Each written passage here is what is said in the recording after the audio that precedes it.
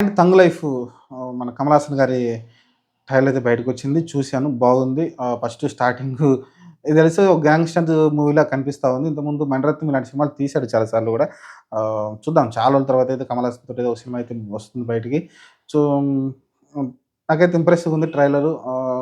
Technical పరంగా అవ్వచ్చు, లేకుంటే స్టోరీ పరంగా కూడా స్టోరీ క్లియర్‌గా అర్థమైపోతుంది. యాక్చువల్‌గా తండ్రి కొడుకులున్నారు. వాళ్ళు స్టార్టింగ్‌లో మంచిగా వాళ్ళ సామ్రాజ్యాన్ని ఎస్టాబ్లిష్ చేసుకుంటూ లేకుంటే అతను ఒక పెద్ద మనిషి తరహాలో ఉంటారంటూ క్లియర్‌గా అర్థమవుతుంది స్టోరీ అయితే. అలాంటి తండ్రి కొడుకుల మధ్యలో ఏదో క్లాష్ వచ్చింది. ఆ క్లాష్ వల్ల వాళ్ళిద్దరైతే శత్రువులుగా మారిపోయారు. శత్రువులుగా మారిన తర్వాత వాళ్ళిద్దరూ మళ్ళీ ఎవరి సామ్రాజ్యాన్ని వాళ్ళైతే ఏర్పరచుకున్నారనుకుంటాను నాకు తెలిసి.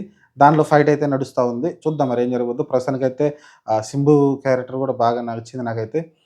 'త్రిష' కూడా కనిపిస్తా ఉంది. చాలామంది కాకపోతే ఒక్కటి ఆ కిస్ సీన్ ఏంటో నాకు అర్థం కావట్లేదు. అది ఎక్కువ సేపు ఉంచలేదు. జస్ట్ ఒక షాట్‌లో వచ్చి అలా వెళ్ళిపోయింది. నిజంగానే ఈ వయసులో ఆయన మరి ఇది చేశాడంటే 'మణిరత్నం' ఇలాంటివి చేస్తూనే ఉంటాడు. ఆయన సినిమాలో ఏదో కనిపిస్తా ఉంటాయి సర్ప్రైజులు. మరి చూద్దాం. అది ఉంటూ నాకు తెలిసి కట్ చేస్తే అయిపోతుంది సినిమాలో. దాని గురించి ఎక్కువ రచ్చ నడుస్తా ఉంది.